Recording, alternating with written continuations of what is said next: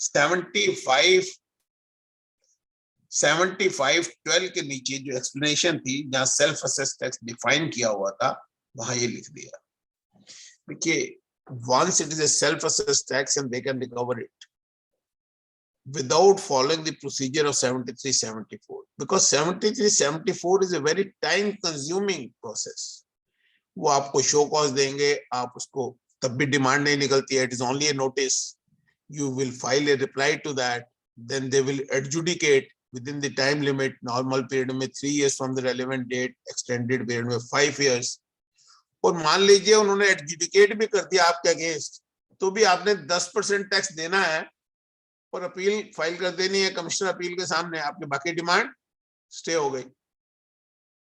वहां भी आप हार गए तो आप ट्रिब्यूनल में जाएंगे, फिर 20% जमा करा देंगे उस टैक्स का, तो आपने टोटल 30% ऑफ द टैक्स दिया, डिपार्टमेंट को लटका दिया सालों साल। तो सरकार समझदार होती जा रही है, उनका जब सेल्फ असेस टैक्स है, लिटिगेशन ही कोई नहीं है। आप खुद कह रहे हो मैंने ये माल बेचा है, जीएसटी 1 में मैं इसकी लायबिलिटी दिखा रहा हूं, तो भैया जब बेचा है तो उसका टैक्स भी जमा कराओ। ये तो लिंक है नहीं कि you have to receive the payment first. अब तो जिस महीने में आप जो इनवॉइस रेज करते हो, by 20th of the following month you have to pay the tax, तो आप उसका टैक्स जमा कराओ। तो उन्होंने सेल्फ असेस टैक्स की ये जो चेंज है वो उसमें कर दी है। अब जैसे मैंने आपसे कहा था, फेक इनवॉइस की वजह से प्रोविजंस बढ़ते जा रहे थे। अब एक अमेंडमेंट 1 जनवरी 2022 से जो एप्लीकेबल हुई वो है change in section 83। 83 provisional attachment को डील करता है।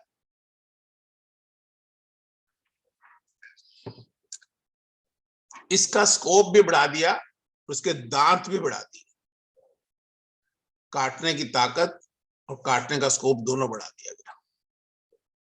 पहले सेक्शन 83 में प्रोविजनल अटैचमेंट हो सकती थी किसी भी मूवेबल प्रॉपर्टी के, including your bank account, when the proceedings are pending. बात को ध्यान से सुनिएगा, when the proceedings are pending under section 62, 63, 64, 65, 67, 73, 74। चाहे वो डिफॉल्ट असेसमेंट है 62 में, 63 में, या वो 65 में डिपार्टमेंटल ऑडिट है, या 67 इंस्पेक्शन या सर्च है, या 73, 74 जैसे मैंने आपसे कहा कि वो शो कॉज नोटिस देते हैं, उसकी प्रोसीडिंग है। Once those proceedings are pending, बहुत सारी जजमेंट थी हाई कोर्ट की, चाहे वो बॉम्बे था, चाहे वो हरियाणा था, चाहे वो राजस्थान था। आपके राजस्थान हाई कोर्ट ने भी कहा कि जब सम्मन आप देते हैं वो सेक्शन 70 में है, उसमें तो प्रोसीडिंग को पेंडिंग नहीं है, because of that 70 proceedings you can not attach my bank account. और कुछ केसेस में तो ऑफिसर्स पे कॉस्ट भी लगाई, और that attachment was also valid for 1 year. अब क्या किया उन्होंने, rather than proceedings are pending, they have used the term initiation of proceeding। अब आप कहीं भी किसी सेक्शन में प्रोसीडिंग इनिशिएट करते हैं और वहां सेक्शन की बात नहीं की, चैप्टर्स की बात कर दी, चैप्टर 12, चैप्टर 14, चैप्टर 15। अब चैप्टर 12 जो है वो असेसमेंट को डील करता है और उसमें सेक्शन है 59 to 64।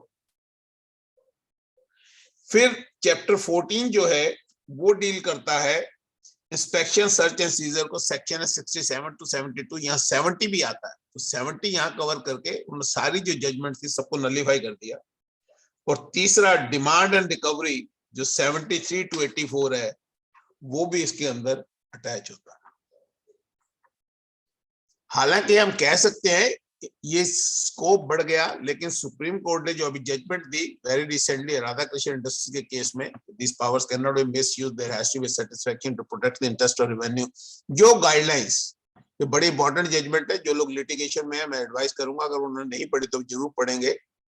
ये जजमेंट है Radhakrishna industries versus state of Himachal Pradesh 2021 VIL 50 supreme court. तो वो जरूर होगा, बट वो ठीक है। बट अब लुक एट द स्कोप, कहीं पहले 6 सेक्शन थे और प्रोसीडिंग पेंडिंग। प्रोसीडिंग पेंडिंग का अपना एक मीनिंग है, what is you mean by proceeding pending? When the action has been taken, show cause has been served, then the proceeding pending, वो एक आर्गुमेंट का पॉइंट था। अब in order to look at the case law, the proceeding pending को भी court define कर रहे हैं, व्हाट डज इट मीन? तो गवर्नमेंट ने वेरी स्मार्टली कह दिया initiation of proceeding under this chapters. अब जो सेक्शन इन्वॉल्व है, जैसे मैंने आपसे कहा, अब 32-33 सेक्शन है, पहले 5-6 सेक्शन थे। सो ये बहुत बड़ा स्कोप बढ़ गया और अटैचमेंट के लिए ये काम कर दिया गया। फिर उन्होंने क्या किया, जब आप अटैच करते थे तो then you normally issue a notice to the registering authority, जो भी अथॉरिटी जिसकी प्रॉपर्टी उसके अंडर आती है, या बैंक या रजिस्ट्रार, अगर आपने इमूवेबल प्रॉपर्टी को अटैच किया। अब उन्होंने कहा कि ये नोटिस आपको उस आदमी को भी देना पड़ेगा जिसकी प्रॉपर्टी अटैच हुई है, और उसके रिप्लाई के लिए उन्होंने एक DRC 22A फॉर्म भी क्रिएट कर दिया। तो ये चेंजेस आई सेक्शन 83 में। अब एक अपील के प्रोसीजर में हम सबको पता है कि 107 में हमने अपील फाइल करनी होती है, वो अपील फाइल करते हैं कमिश्नर अपील को। जैसे मैंने आपसे कहा, एडजुडिकेशन का प्रोसेस बड़ा स्लो है। मुझे पहली अपील में सिर्फ 10% ऑफ द टैक्स जमा कराना है, rest of the demand of tax interest and penalty deemed to have been stayed. For example, आपकी 5 लाख रुपए का टैक्स था, 2 लाख रुपए इंटरेस्ट थे और 5 लाख की पेनल्टी लगी, तो आपको सिर्फ 50,000 रुपए जमा कराने हैं, और आपकी पेनल्टी की 5 लाख की, इंटरेस्ट की 2 लाख की और 4.5 लाख रुपए टैक्स की डिमांड ऑटोमेटिकली स्टे हो जाती है। तो दैट वाज द प्रोसीजर।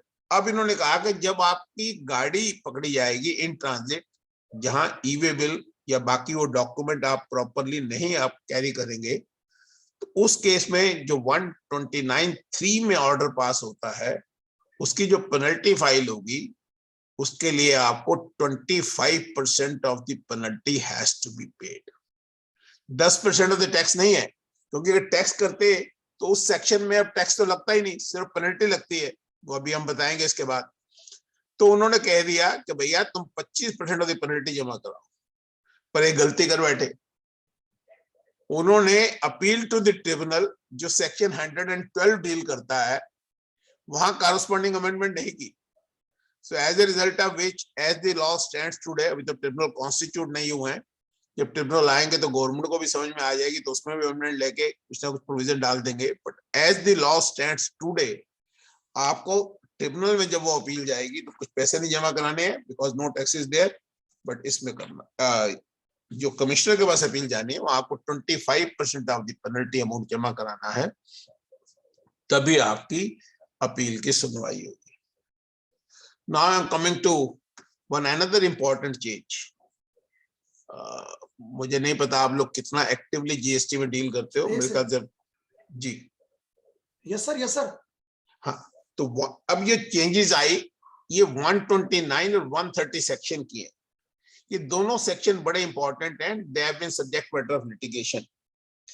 अगर आप बात करें 129 की, तो ये सेक्शन डील करता है detention, seizure and release of goods and conveyance in transit. यानी जो आपका ट्रक माल लेके जा रहा है, तो वहां के डॉक्यूमेंट पूरे नहीं है, ई-वे बिल नहीं बना हुआ, या कहीं और कोई दिक्कत है, तो 129 इस सेक्शन को पूरा ओवरऑल किया गया।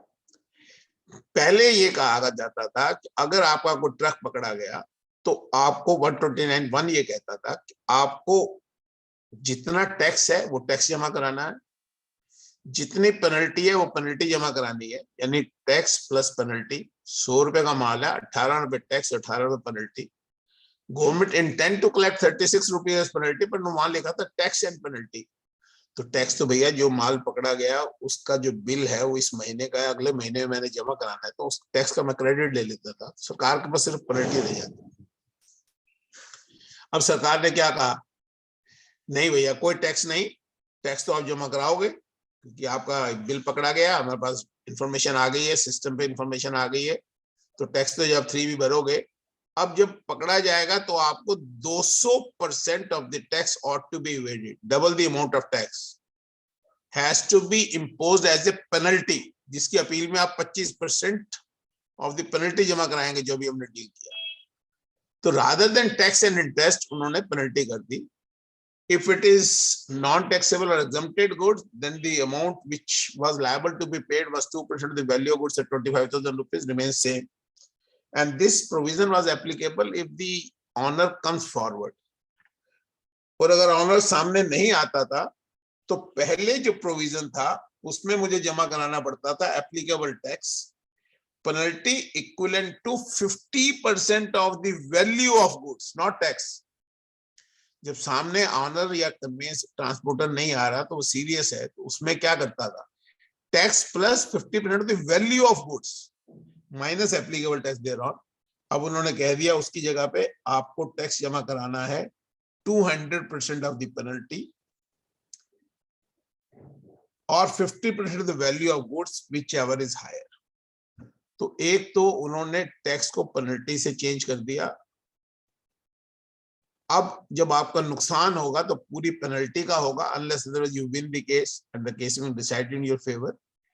टैक्स आपको 100 रुपए अलग जमा कराना पड़ेगा, meaning thereby if you are sending the goods through transport agency without proper document, then you are liable to pay in normal situation 300% of the tax which is ought to be evaded. 100 रुपए का माल था, 18 रुपए tax लगना है, 36 रुपए penalty लगनी है।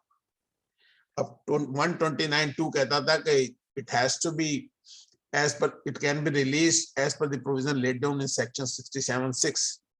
वो सेक्शन को डिलीट कर दिया गया because that was creating double taxation and was also not logical, तो उसको लॉजिकल बना दिया गया उस सेक्शन को। अब आ गया सेक्शन 129(3) जो सी क्लॉज थी कि जहां आप सिक्योरिटी देके उस अमाउंट को ले सकते थे, उस क्लॉज को उन्होंने चेंज नहीं किया। 129(3) और 129(4) में अमेंडमेंट कर दी कि you have to pass an order within 7 days from the date of detention. आप 7 दिन के अंदर जमा कराएंगे, 7 दिन के अंदर वो ऑर्डर पास करेगा नोटिस देने के बाद। और अगर आपने within 15 days नहीं जमा कराया तो पहले था कि it can be confiscated under section 130. तो it was a confusion whether 130 can be invoked. Gujarat high court ने केस में बड़ा लंबा भाषण दिया और सजेस्ट किया गवर्नमेंट को इसको अमेंड करें। गवर्नमेंट ने उनके सजेशन को मान के इसको अमेंडमेंट को ले आए और वहां से रेफरेंस 130 का हटा दिया। सो मीनिंग देयर बाय वो जिस दिन आपका माल पकड़ा जाएगा विद इन 7 days ऑर्डर करेगा, आपको 7 days के अंदर जमा कराने हैं। अगर 15 ऑर्डर के उसने ऑर्डर 7 दिन में पास करना है, 15 दिन में आपको जमा कराने हैं। अगर आपने जमा नहीं कराए तो अब कॉन्फिस्केशन नहीं है, now it is sale of goods by way of auction. उसके लिए स्पेशल डिटेल्ड प्रोसीजर बना दिया गया जो एक्साइज में होता था। अब उसका माल बेच दिया जाएगा और बेचने से जो प्रोसीड आएगी पहले उसका खर्चा निकाला जाएगा, फिर जो पेनल्टी उसने जमा नहीं कराई उस पेनल्टी में अप्रोप्रिएट किया जाएगा, फिर कोई और अमाउंट आपका ड्यू है उसकी रिकवरी होगी, और उसके बाद अगर कुछ बच जाता है और वो आदमी रजिस्टर्ड है तो उसके कैश लेजर में डाल दिया जाएगा। और अगर वो रजिस्टर्ड नहीं है और अपना बैंक अकाउंट देगा तो उसके बैंक में जमा करा दिया जाएगा। अगर वो सामने नहीं आया, उसकी बैंक भी नहीं अवेलेबल है, तो फिर कंज्यूमर वेलफेयर फंड में क्रेडिट कर दिया जाएगा। 130 has become totally independent section now. It is not dependent on 129. 129 has become a code in itself. When your goods are going, either they can be detained or the conveyance. एक और जो अच्छी चीज की उन्होंने ये कहा कि ट्रक वाले की गलती नहीं हो सकती। हो सकता है ट्रक वाले को ना पता हो, उसने बिना बिल का माल डाल दिया हो या अंडर इनवॉइस इन एक्यूरेट पर्टिकुलर्स इनवॉइस पे दे दिया हो। तो उन्होंने कहा जो कन्वेंस वाला है वो अपनी कन्वेंस छुड़ा सकता है, either he has to pay the amount of penalty और ₹1 lakh which ever is less. तो यानी मैक्सिमम 1 लाख रुपया हो गया, तो 1 लाख रुपया देके आप अपना ट्रक तो छुड़वा ही सकते हैं अगर आपकी गुड्स में इन्वॉल्वमेंट नहीं है। बट अगर गुड्स में इन्वॉल्वमेंट है तो फिर मैं जैसे कहा, अगर आदमी सामने आएगा तो पेनल्टी 200% का टैक्स है, नहीं सामने आएगा तो 50% द वैल्यू ऑफ गुड्स है। तो वो सब पेनल्टी आपको, या 200% of the penalty which is higher, वो जमा करानी पड़ेगी। इसमें बहुत सारी और चेंजेस भी हैं, बट क्योंकि ये लोग आप ज्यादा डील नहीं करते हैं तो इसलिए मैं इसको थोड़ा सा रोक भी रहा हूँ। और टाइम का कॉन्स्टेंट में देखना 5:30 हो रहे हैं, तो आधा घंटा हमें अभी क्वेश्चन आंसर सेशन के लिए भी रखना है। चलिए, तो अब सेक्शन आ गया 130। 130 इज बेसिकली ये section for confiscation of goods, conveyance, stock etcetera, ये 67 में भी लगता है। Now it is a independent code in itself. हमें 129 को नहीं पढ़ना है, जहां 130 हमें लगाना है। सेक्शन 130 लगाने के लिए उसमें जो कंडीशंस लिखी गई हैं, उन कंडीशंस को हमें सेटिस्फाई करना है। हाउएवर ये कॉन्फिस्केशन ऑफ गुड्स रिलीज भी हो सकती है अगर वो प्रॉपर ऑफिसर उसमें पेनल्टी इंपोज करे which is equal to the tax payable on the given goods, but however it cannot exceed the market value of such goods. Common sense की बात है, अगर मार्केट वैल्यू कम है तो पेनल्टी मान लीजिए 100 रुपए, मार्केट वैल्यू 80 रुपए है, तो आप बेच भी देंगे तो 80 लगेंगे, तो आप 80 रुपए उससे लेके उसको रिलीज कर सकते हैं। So 130 has been made independent section, and जो कंडीशंस 131 में लिखी गई हैं वो करेंगे। इसको भी लॉजिकल बना दिया गया। 132 which was causing problem has been deleted. अब दोस्तों हम बात कर रहे हैं सेक्शन, ज्यादा इंपॉर्टेंट चेंजेस नहीं, प्रोसीजरल आई है जो हम बात करेंगे, बट स्टैट्यूटरी प्रोविजन में जो चेंज है, एक सेक्शन 151 होता था जहां कमिश्नर को पावर थी, he can issue A notification and collect the statistics from the concerned persons. तो नोटिफिकेशन को इशू करना, उसके बाद इंफॉर्मेशन मांगनी, अब उस सेक्शन को रिकॉस्ट कर दिया गया, और बिना नोटिफिकेशन के कोई भी इंफॉर्मेशन किसी भी आदमी से किसी भी प्रोसीडिंग के अंदर कमिश्नर मंगवा सकता है। Very wide power has been given, and this is in addition to section 150। जैसे आपके यहाँ AIR होती है, ऐसे हमारे यहाँ भी AIR होती है, उसके अलावा। और 152 में भी अमेंडमेंट कर दी गई कि जो भी इंफॉर्मेशन आपने 150 में मंगाई है या 151 में मंगाई है, कॉन्स्टिट्यूशनल अमेंडमेंट करके, वो हम कहीं पे भी किसी भी प्रोसीडिंग में आपके अगेंस्ट यूज कर सकते हैं। वो आपको याद है कॉन्स्टिट्यूशन में एक आर्टिकल है, I can not B a witness in my own case. तो उन्होंने कह दिया कि आपसे पूछ के हम वो इंफॉर्मेशन किसी भी प्रोसीडिंग में कर सकते हैं, नॉट ओनली फॉर प्रोसिक्यूशन। तो ये टेक्निकल चेंजेस उन्होंने की सेक्शन 151 और 152 में। अब फ्रेंड्स, जो सप्लाई की डेफिनेशन थी, तो एक हमारे शेड्यूल 2 में एक पैरा 7 है, which says that a member of unincorporated association or body of person member shall be considered distinct person. अब उन्होंने कहा जब सेक्शन 7 को ही चेंज कर दिया है तो इसकी कोई सिग्निफिकेंस नहीं है, और कल को ये इंटरप्रिटेशन में प्रॉब्लम नहीं लाए, तो ये पैरा 7 भी उन्होंने हटा दिया। दोस्तों, ये तो मेन चेंजेस थी विद दिस सेक्शन। मैं इसको रिकैप्चुलेट कर रहा हूं, क्या क्या हमने डिस्कस किया है। उसके बाद आपके जो क्वेश्चंस होंगे उससे रिलेटेड हो या कोई भी हो। पहला मैंने आपको बताया change in the definition of supply. दूसरा मैंने आपको बताया सेक्शन 16(2) में कंडीशंस ऑफ अवेलमेंट। फिर मैंने आपको बताया तीसरा सेल्फ असेस टैक्स की जो डेफिनेशन है 75 में, वो चेंज कर दी गई। Recovery of tax under section 73, 74, 129, 30 का रेफरेंस हटा दिया गया। प्रोविजनल अटैचमेंट में पावर बढ़ा दी गई।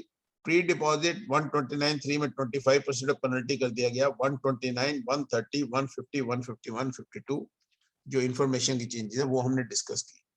अब हम आएंगे, क्योंकि most of us are into practice of compliance, तो जो कंप्लायंस की जो चेंजेस हैं, और जो मुझे दिनेश जी ने एक दो काम कहे कि आप उन पर डेलिब्रेट करें, मैं अपना व्यू दे सकता हूं, तो मैं अब उससे शुरू करता हूं। पहली बात तो यह है कि आपकी इनकम टैक्स की डेट बढ़े ना बढ़े, हमारे 9 और 9C की डेट 28 फरवरी हो गई है, वो ऑलरेडी गवर्नमेंट ने एक्सटेंड कर दी है। अब क्वेश्चन ये आया कि 9C के लिए इंस्टीट्यूट भी दिख रही है वापस कि आप इसको रिस्टोर करो। फिर वही क्वेश्चन आता है, any remuneration will come with the responsibility, and as a community, professional community, we have to respond to it. In case we will respond it with responsibility, the provision will continue. Otherwise, this government is very bold, they can remove those. पर मैं ये समझता हूं कि 9C के जाने से कुछ ज्यादा so far as specialized professionals are concerned, उनको ज्यादा नुकसान नहीं हुआ है, बल्कि मैं ये कहूंगा कि उन्होंने बिना जिम्मेवारी के भी अपनी प्रोफेशनल फीस को बरकरार रखा है, कि जितनी बड़ी कंपनी है उनको 9C अगर भरना है तो क्या आप समझते हो कि बिना चार्टर्ड अकाउंटेंट की मदद के वो 9C बना लेंगे, चाहे वो सेल्फ सर्टिफाइड होगा। Now if I have to prepare a 9C for a client, certainly I'll put my efforts, resources, and certainly I'll charge for it. And now that reconciliation has to be signed by the client. In a way, it is not a total proportionality lost. There is no doubt about that. आज हम professional जो particularly छोटे शहरों में है, जहां बड़े clients नहीं है या उनके ऑफिसेज नहीं है, तो जो छोटे क्लाइंटों का काम करते हैं तो कहीं ना कहीं एक आता है, यार इस आदमी की सेल तो 50 लाख, 2 करोड़, 5 करोड़ है, उससे कितने पैसे लेंगे। बट हमें वो फीलिंग हटानी होगी और ये रियलाइज करना होगा कि he is only a client. तो 9 तो पहले भी उन्होंने करना था, तब भी आप बनाते थे 9C। मुझे याद है जब एक्साइज ऑडिट हुआ करते थे, जब सर्विस टैक्स आया तो प्रिंसिपल कमिश्नर थे वहां उपेंद्र गुप्ता जी, उन्होंने कहा आप भी चार्टर्ड अकाउंटेंट है, he is member of all the 3 institutes. तो हमने कुछ वर्किंग की थी कि ऑडिट रिपोर्ट का फॉर्मेट क्या होना चाहिए। तो देन हमने कहा कॉलम सारे भरने पड़ेंगे, इस तरह के प्रोविजंस लाए जाए। लेकिन जब वो इम्प्लीमेंट किया गया तो वो जो फॉर्म थे वो ले आते थे क्लाइंट के पास, बोले हमें नहीं भरना आता, ये बना दिया उपेंद्र गुप्ता जी ने, ये तो भरवाओ। और फिर वो चार्टर्ड के पास भागते थे कि भैया इस फॉर्म को कैसे भरना है। तो अल्टीमेटली मुझे ये लगता है कि 9C का सर्टिफिकेशन अगर नहीं भी करेंगे, क्लाइंट भी करेगा, तो 9C को बनाना और उसकी टेक्निकलिटीज को समझना वो बिना प्रोफेशनल के हो नहीं सकता। So it is not a full opportunity which is lost. According to me, it's a partial one with the relief. It will not give us a bad name the way the GST has been given. जब हम शुरू में GST पे lecture देते थे, हम कहते हैं कि a big professional opportunity is coming in our way. But don't mind my saying so. आप ये बताएं 2017 से पहले हमारे कितने प्रोफेशनल भाई की पर्सनल लिबर्टी अफेक्ट की गई, और 2017 से आज 2022 जनवरी में हम बैठे हैं, इन 4.5 सालों में हमारे कितने प्रोफेशनल ब्रदर्स की पर्सनल लिबर्टी को अफेक्ट किया गया। चलिए सर, ज्यादा सीरियस नोट पे नहीं जाते हैं, तो हम तो सिर्फ ये कहेंगे कि 9C an opportunity is lost in a limited manner because still your services are required, and according to my understanding you must charge, and accordingly that cost must be inbuilt by the businessman in carrying out his business. दूसरा, अभी मैंने आपको बताया था कि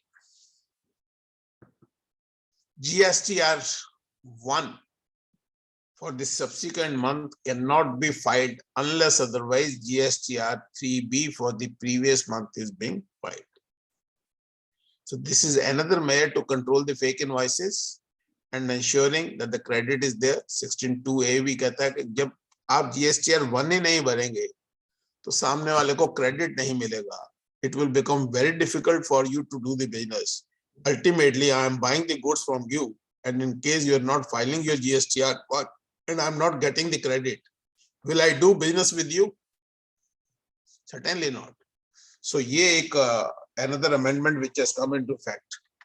एक हमारे यहाँ जो टैक्स जमा होता है, या तो वो जमा कराता है सप्लायर, जैसे चार्टर्ड अकाउंटेंट है, we provide the services and we pay the tax, and then there are instances जो 9(3) और 9(4) में है, जहां रिवर्स चार्ज में रिसिपिएंट की जिम्मेवारी होती है टैक्स जमा कराने की, चाहे वो एडवोकेट की फीस हो, चाहे वो स्पॉन्सरशिप सर्विस हो, चाहे वो सप्लाई ऑफ मैन पावर हो, रेंट कैब हो. बहुत सारी सर्विसेज पहले भी थी और अब भी है.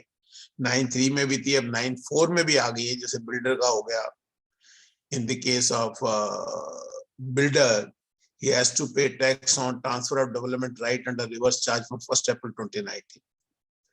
तीसरी सर्विसेज वो है जहां वो सप्लायर भी नहीं है और रिसिपिएंट भी नहीं है और फिर भी उसको टैक्स जमा कराना है, they have been notified under section 9(5) of CGST act और 5(5).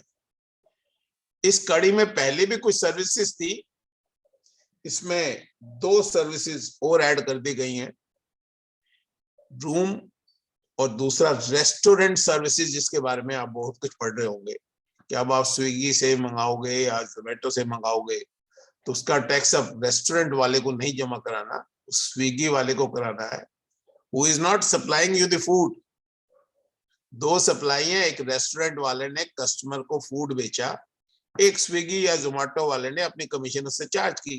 जो वो कमीशन चार्ज करता है उस पे वो 18% टैक्स जमा कराता है, और जो रेस्टोरेंट की सर्विस है उस पे 5% रेस्टोरेंट वाले जमा कराता है।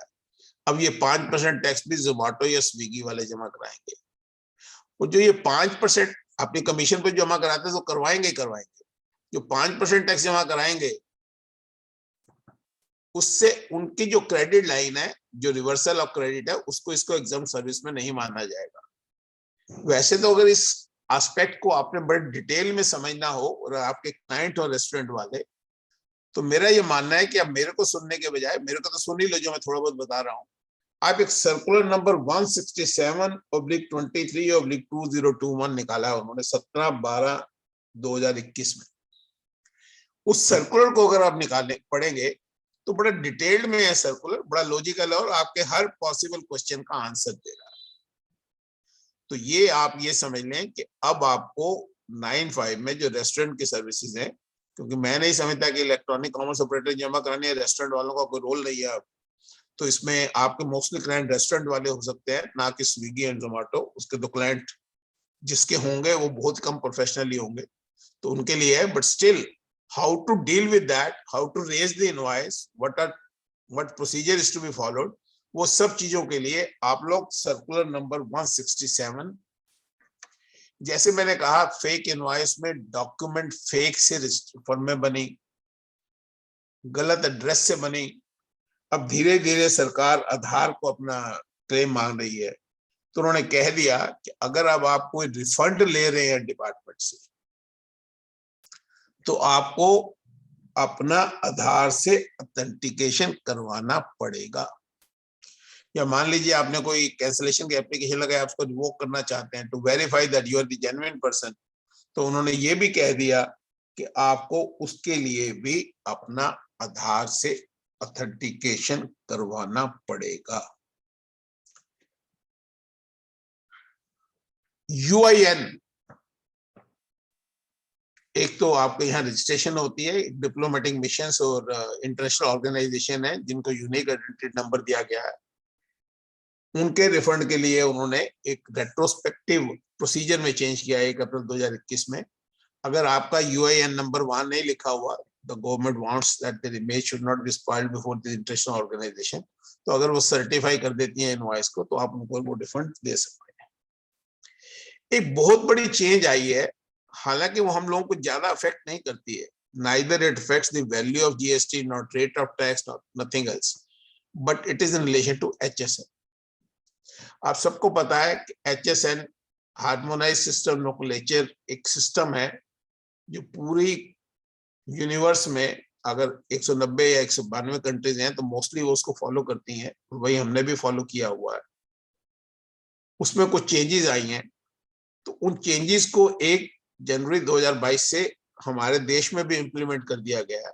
उसके लिए फाइनेंस एक्ट 21 में एक शेड्यूल 4 था, या अभी उन्होंने एक शायद व्हाट्सएप पे घूम रही है, आप लोगों के पास आई है नहीं आई है, कस्टम टैरिफ गवर्नमेंट ने निकाला है, उसको अपडेट करके, और एक गाइडेंस नोट भी उसके लिए निकाला है। तो ये पर्टिकुलरली अगर आपके क्लाइंट मैन्युफैक्चरर हैं या इंपोर्टर हैं तो बड़ा इंपॉर्टेंट है, क्योंकि अगर आप एग्जम्पशन भी क्लेम कर रहे हैं तो भी आपके लिए इंपॉर्टेंट है। वो इसलिए मैन्युफैक्चरर अगर एक गलती करेगा तो there is a possibility the whole chain will quote a wrong HSN number, और रॉन्ग HSN नंबर लिखने से उसका रेट ऑफ टैक्स भी डिफरेंट हो सकता है, बाकी प्रॉब्लम्स भी हो सकती है। तो मेरा ये कहना है, या आप इंपोर्टर हैं आपका क्लाइंट, तो भी आपको बड़ा केयरफुल होना पड़ेगा। और वो जो सॉफ्ट कॉपी उन्होंने निकाली है 843 पेज की है कस्टम टैरिफ, डिपार्टमेंट ने निकाली है, फ्री ऑफ कॉस्ट है, आप इसको डाउनलोड कर सकते हैं डिपार्टमेंट के साइट से भी जाके। और अगर इस तरह के आपके क्लाइंट है तो आप इंश्योर कर लें HSN प्रॉपर फॉलो किया।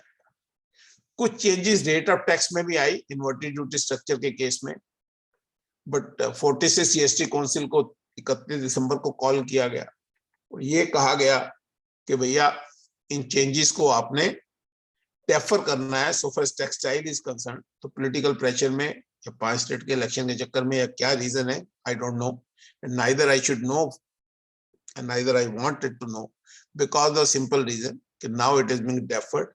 लेकिन जो जूतों का इन्वर्टेड ड्यूटी स्ट्रक्चर का इशू था, उसके लिए जो अप टू 1000 रुपीज जो रेट 5 से 12 किया गया उसको वापस नहीं लिया गया, उसका रेट चेंज हो गया है with effect from 1st January।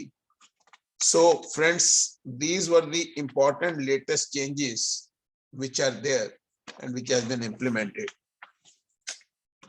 अब आप लोगों के पास अगर कोई क्वेश्चन आंसर्स हैं तो मैं वहां से क्लू लेके और बता दूंगा, नहीं तो I had another agenda which we can discuss. Sir question बहुत सारे हैं सर। हाँ शुरू करें सर। क्वेश्चन बहुत सारे हैं सर, वन बाय वन मैं स्टार्ट करता हूँ। हाँ प्लीज। यदि किसी को सर से डायरेक्टली आस्क भी करना हो तो प्लीज आप आपका वीडियो ऑन करें, वीडियो ऑन करने के बाद में आप अपना हैंड रेज करें, 1-to-1 आस्किंग जिसको भी करनी हो। विदाउट वीडियो ऑन करे नहीं करे, और वीडियो ऑन करने से आपको भी अच्छा लगेगा ना सर, दोनों को अच्छा लगेगा। कम से कम जो वर्चुअली हम बैठे हुए हैं सर, इतनी मेहनत भी कर रहे हैं और दिल्ली में भी बैठे हुए और एक कॉल के ऊपर सर आ गए हमारे पास में, तो वीडियो ऑन रखें, दोनों को अच्छा लगेगा, दोनों तरफ से लगता है कि हाँ लोग लाइव बैठे हुए। हाँ, और अभी तो वैसे भी सब लोग ऑफिस में बैठे होंगे साहब, आप लोग तो ऑफिस में सब रेडी होके बैठे हुए। सर मैं 1-by-1 क्वेश्चन पूछ रहा हूँ जी। एक सेकंड सर। सर अमन अग्रवाल ने पूछा है वेदर 36(4) हैज लीगल वैलिडिटी। मैंने आपसे पहले ही कहा कि 36(4) का प्रोविजन ऑलरेडी चैलेंज है, क्योंकि 16(2) में वो कंडीशंस नहीं थी जो 36(4) में डाली गई। अब उन्होंने इसको स्टैट्यूटरी बैकिंग दे दी है with an amendment in section 16(2) bye inserting clause AA। सो अब ये आप नहीं कह सकते कि 36(4) का प्रोविजन लीगल बैकिंग में नहीं है। 1 जनवरी 2022 के बाद ये बिल्कुल बैकिंग में आ गया, तो इसका प्रोविजन है। उससे पहले के केसेस आप लड़ सकते हैं कि this is ultra vires to the section. Okay sir, thank you. Next question Sudhir Bhatia ji का बीकानेर से। Bill date is 31 December, goods received on 5 January, ITC credit shown in 2B, whether not production. Sir अगर आप 2B में आ ही रहा है तो वैसे भी आपको क्रेडिट मिलना ही चाहिए, तो कोई डिस्प्यूट ही नहीं है। अगर 2B में नहीं आ रहा होता तो मैं ये कह सकता था कि ये इनवॉइस 1 जनवरी 2022 के पहले का है, जबकि क्रेडिट में बाद में ले रहा हूँ, तो ये पुराने प्रोविजन के हिसाब से होगा। और भारतीय एयरटेल की जजमेंट के हिसाब से 2A2 is only a facilitation measure if I am satisfying other conditions.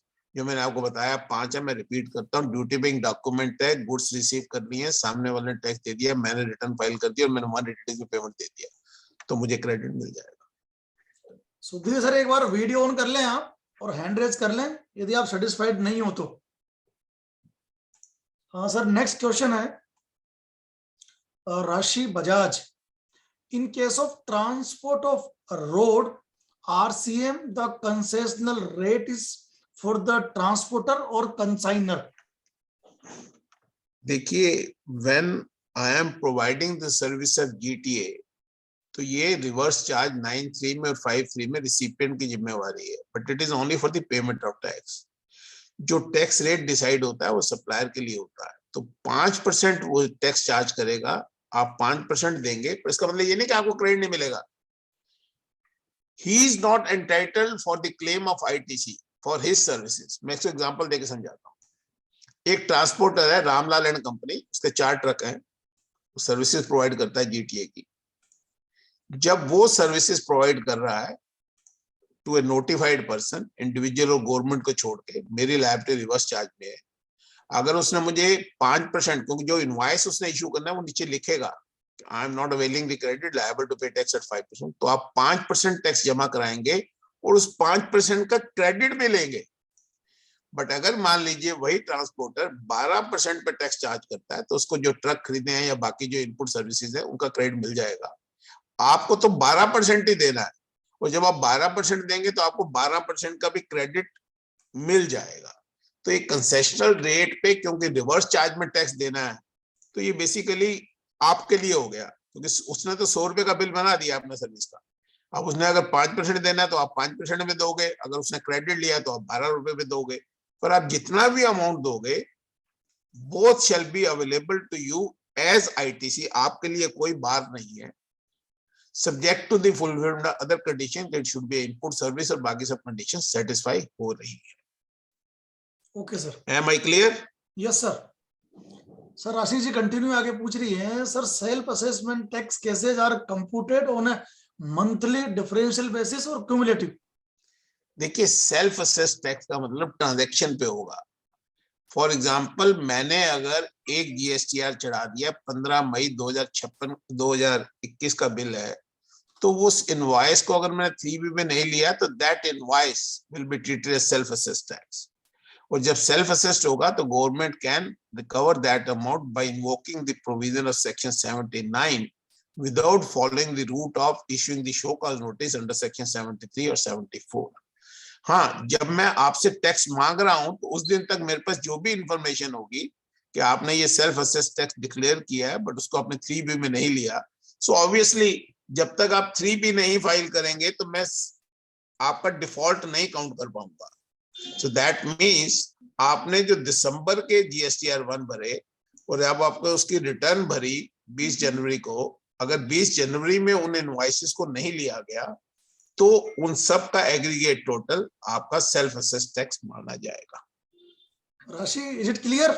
No, sir, I still have a doubt. Sir, let's say that like during the month of April, when I filed my return, I paid an excess tax in my 3B. मेरे GSTR 1 में total tax liability 1000 रुपए की आई, but 3B में मैंने गलती से access disclose कर दी और 1500 भर दी। अब जब मैं मई में रिटर्न भर रही हूँ तो मेरे GSTR 1 में वैल्यू मतलब 1000 रुपया है, बट मैं 3B में वो डिफरेंशियल माइनस कर रही हूँ, 500 माइनस कर रही हूँ, तो will that be count as a default?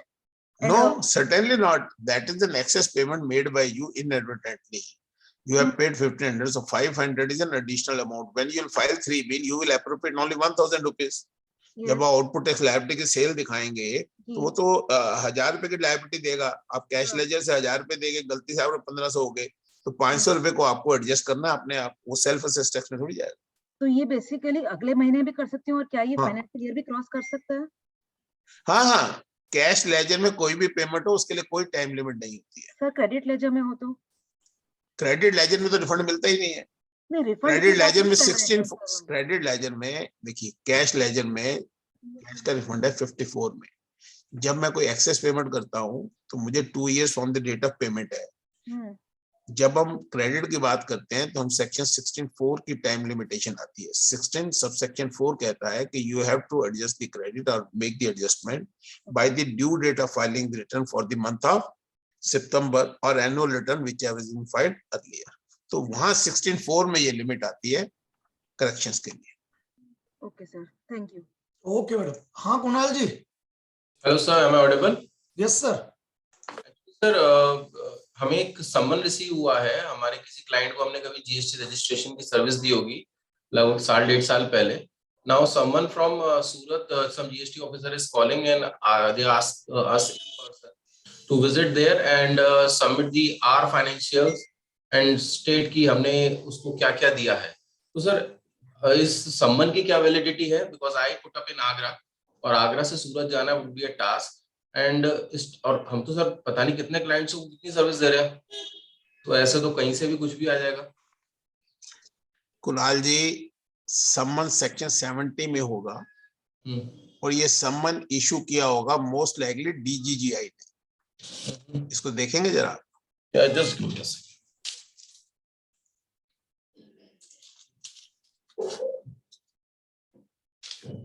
DGGI ने किया होगा नीचे। ऑफिस ऑफ द, ऊपर देखेंगे ना, ऊपर भी लिखा होगा, नीचे भी साइन है, वहां भी लिखा होगा, पहले ऊपर देखिए, ऊपर ऊपर ऑफिस लिखा हुआ है, ऑफ, कहाँ से आया? हाँ। ऊपर लिखा होगा ऑफिस ऑफ द, सबसे ऊपर टॉप में देखिए, यहाँ ऑफिस ऑफ द, आप पढ़ना शुरू करिए।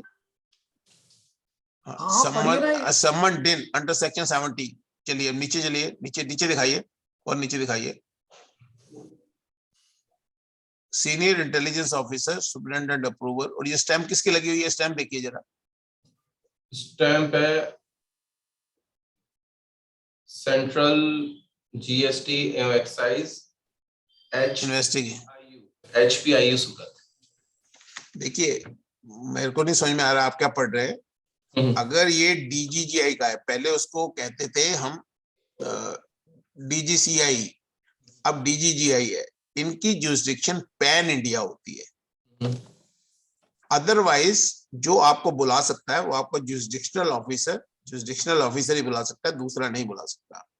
लेकिन DGGI को पैन इंडिया की दी गई है जुरिस्डिक्शन। एंड मोस्टली जितने फेक इनवॉइसेस के केसेस है, मान लीजिए एक बेंगलोर में आदमी बैठा है, उसने सारी जगह सेल की है, दिल्ली, बॉम्बे, कलकत्ता, मद्रास, तो वो लोग DGGI इन्वेस्टिगेट करता है, और DGGI की क्योंकि पैन इंडिया जुरिस्डिक्शन होती है तो वो आपको बुला सकते हैं। दोबारा पढ़ेंगे स्टैम्प में क्या लिखा हुआ? स्टैम्प पे आपकी आवाज कुणाल जी रुक गई। सर वो नेटवर्क इश्यू है, बाद में लेंगे दोबारा, तब तक मैं आगे ले रहा हूँ सर। अशोक सर, हाँ जी, हाँ जी, मैं आगे ले रहा हूँ सर क्वेश्चन। हाँ जी, तो नेटवर्क इश्यू है सर अभी। जी जी। गौरव गोयल जी पूछ रहे हैं, a client raised an invoice for supply of service in financial year 2021, the invoice remains unpaid, now the recipient of service claims that it had not been booked those invoice in financial year 2021 and is now asking my client to cancel those invoices and raise fresh one. What need to be done by my client? देखिए sir, एक बार invoice issue हो गया, service provide हो गई, how can you reverse it? If there is a deficiency in service, because it is a question of service only, not goods return नहीं है, कुछ नहीं है. If it is a deficiency in service, I can simply say I can issue you a credit note, for which there are two options available to me. One, if the invoice for originally was for ₹100, I want to issue a credit note for 90 rupees or 20 rupees or 30 rupees. I can issue a credit note with GST, without GST. क्योंकि जब मैंने 100 रुपए पे 18 रुपए का tax लिया, मैंने 18 रुपए जमा करा दिया, उसने 18 रुपए का क्रेडिट दे दिया, तो मैं कमर्शियल क्रेडिट नोट इशू कर सकता हूँ 30 रुपए का। अगर मान लीजिए मैंने उसको 30 रुपए का GST के साथ करना है, तो 30 रुपए और 5 रुपए 40 पैसे, 35-40, तो 35-40 का क्रेडिट नोट करूंगा तो मुझे 5 रुपए 40 पैसे मेरी आउटपुट टैक्स लायबिलिटी कम हो जाएगी, और उसका 5 रुपए 40 पैसे उसको क्रेडिट रिवर्स करना पड़ेगा, और उसके लिए टाइम लिमिट है 16(4) में। तो मेरा ये कहना है कि रादर देन डूइंग दिस, आपने जितना भी उसको क्रेडिट नोट देना है, क्रेडिट नोट दे सकते हैं, बाकी आप कुछ नहीं कर सकते। आप इनवॉइस कैंसिल नहीं कर सकते, because the service has been provided. आप एक्रूअल बेसिस पे इनकम टैक्स रिटर्न्स बनाते हैं, जब आपने सर्विस प्रोवाइड कर दिया, आपकी इनकम एक्रूड होगी। उस आदमी ने अपने बुक्स में नहीं लिया, तो इज इट योर फॉल्ट और हिज फॉल्ट? और उसने क्यों नहीं लिया? अगर पेमेंट नहीं आई वो एक अलग बात है, मैं आपको पेमेंट 2 साल का क्रेडिट भी दे सकता हूं। मैं आपको ये कहता हूं, आज मैं आपको सर्विस प्रोवाइड कर रहा हूं, आप मुझे 2025 में पेमेंट करना, तो आप 2025 में ही करोगे ना, बट उसका टैक्स तो मैं आज दूंगा, मैं टैक्स तो आज रेज करूंगा। तो once you have issued the invoice, recognize the revenue in 2021, file your income tax return accepting that this is there. At the most there can be a dispute with regard to the quality.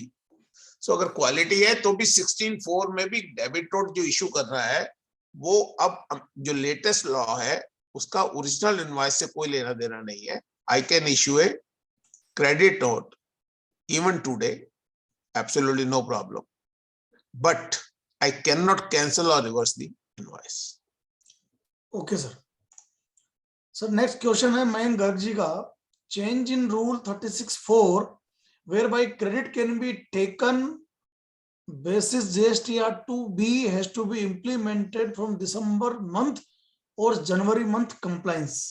मैंने पहले कहा आपसे जब मैं वो deal कर रहा था इशू को कि ये रूल आया है 1 जनवरी 2022 से.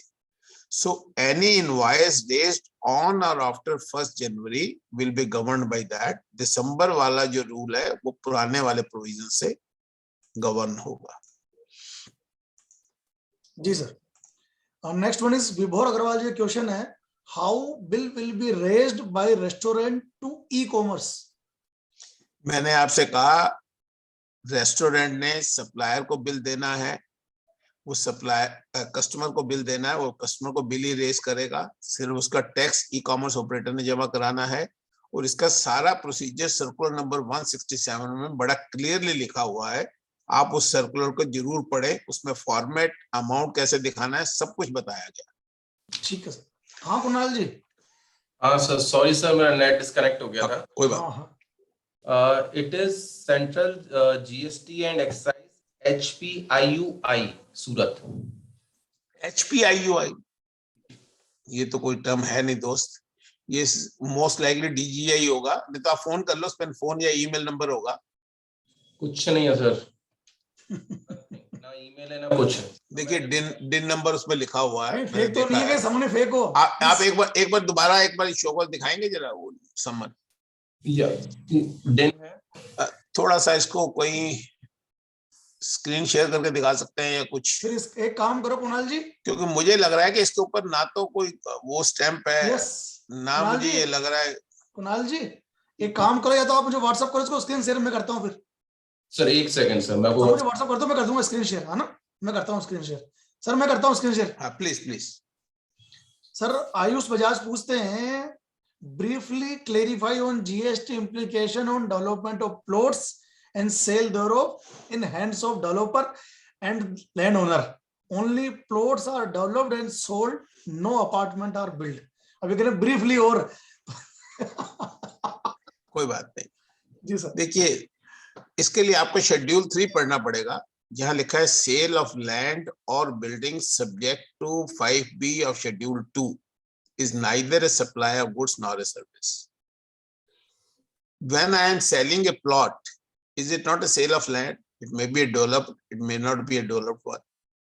अब यहाँ डिस्प्यूट क्यों आ गए? कई अथॉरिटी ऑफ एडवांस रूलिंग में इसको डिफरेंट रूलिंग दे दी गई.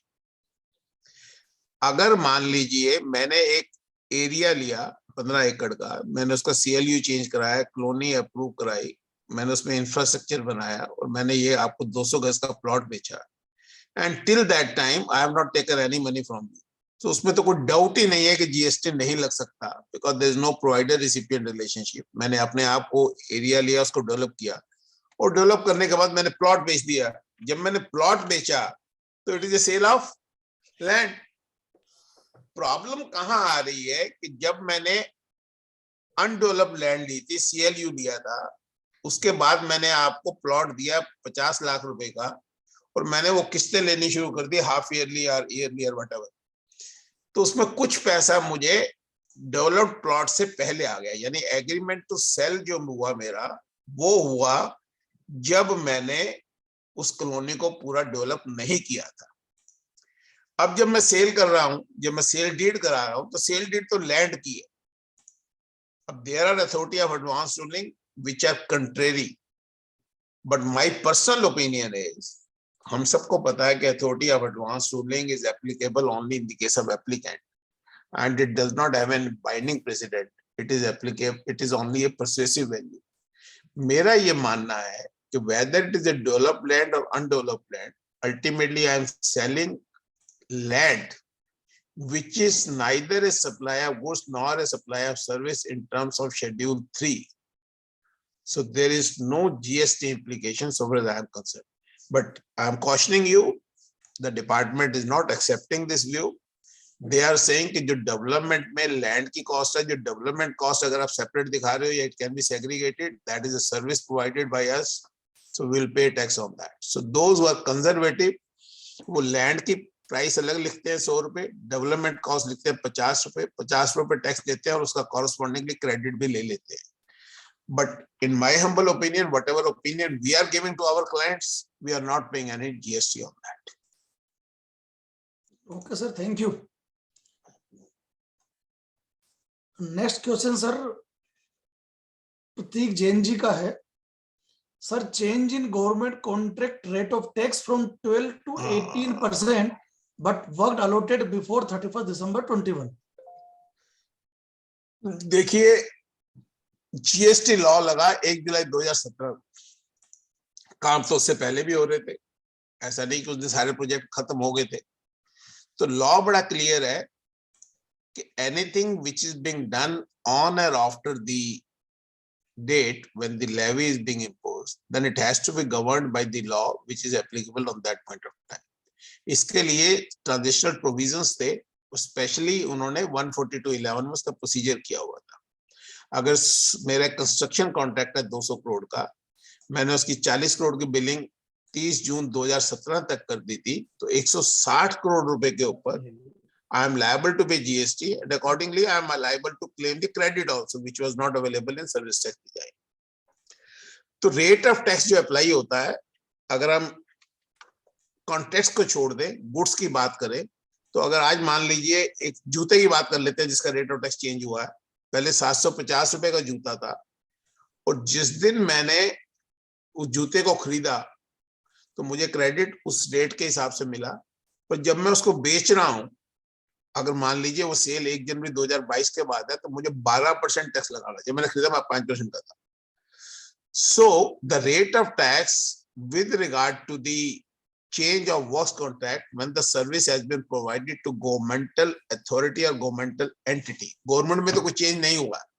If I am providing services to the central government, state government, तो they are still taxable at 12%. But I am providing service to governmental authority, governmental entity, then it is liable to be taxed at 18%. So whatever services have been provided up to the date of change, 31st December, will be liable to be taxed at 12%, and subsequently it will be taxed by 18%. Sir एक बार ये seal देख लीजिए।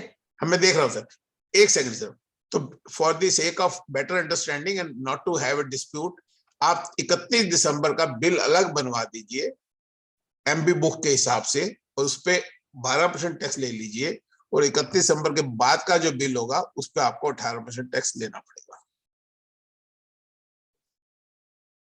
हाँ, ये है sir central tax, service tax एवं excise एवं PIU सूरत आयुक्त कार्यालय।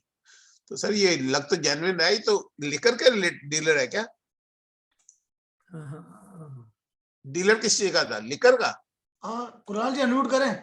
एक्चुअली सर बस हमने इनका जीएसटी रजिस्ट्रेशन किया था। नहीं, पर रजिस्ट्रेशन तो किया था। डीलर डील किस चीज में करता है?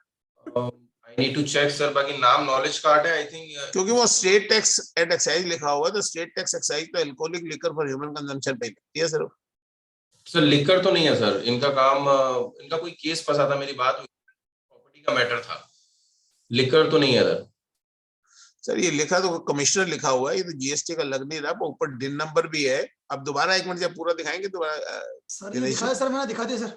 हाँ, एक मिनट देखिए, ये ऊपर CBIC लिखा है, पहले तो central board of indirect tax and custom आ गया, उसका डिन नंबर है, समन्स है under section 70 of central goods and service tax act लिख रहा है, तो CGST का सर्कुलर है, Hanuman Solakshi LLP, where is I am working query registration.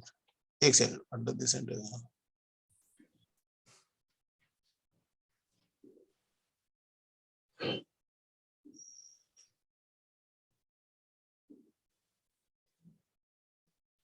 CGST building है, रूम नंबर 5 से 2 CGST बिल्डिंग, तो वो बिल्डिंग का नाम है गांधीनगर सूरत।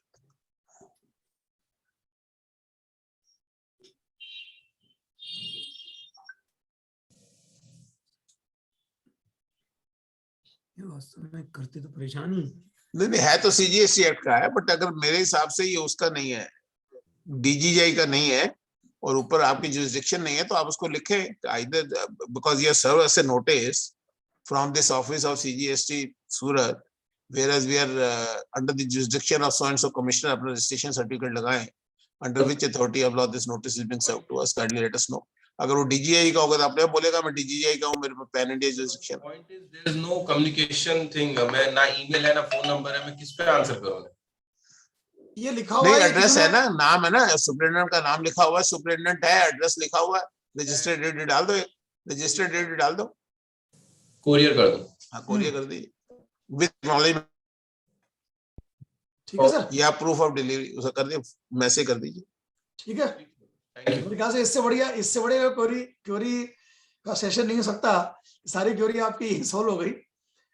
सर रजत जी पूछ रहे हैं, नरेश सर आपका जवाब आऊंगा। नरेश सर प्लीज वेट करिए, अगला अगला आपका नंबर ही है। ठीक है सर, ठीक है, okay. Yes, sir. Whether every direct seller agent of direct selling entity is individually required to get registration under GST just got gazette from a client who is very small agent of a company and earning 15 to 20,000 per year only.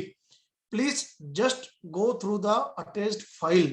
तो क्यों लिखा है? तो sir वैसे कुछ clear हो रहा है सर? नहीं, मेरे को ये लग रहा है कि ये डीजे के बोल रहे हैं कि ये डीएस से होते हैं। रजत जी DSA अगर आप हैं तो एक बार रजत जी, ये डीएस से बोलना चाह रहे हैं, क्या कहना चाह रहे हैं? एक बार क्वेरी आप मुझे दिखा दें तो मैं रजत देख जी लेता बोलिए हूं। एक बार। रजत जी आप अरे बोलिए डीएस रोल करके फाइल मैंने अटैच की है, कोई कंज्यूमर एक्ट की है। सर, एक बार पूरी क्वेरी बोल दीजिए ना आप ही।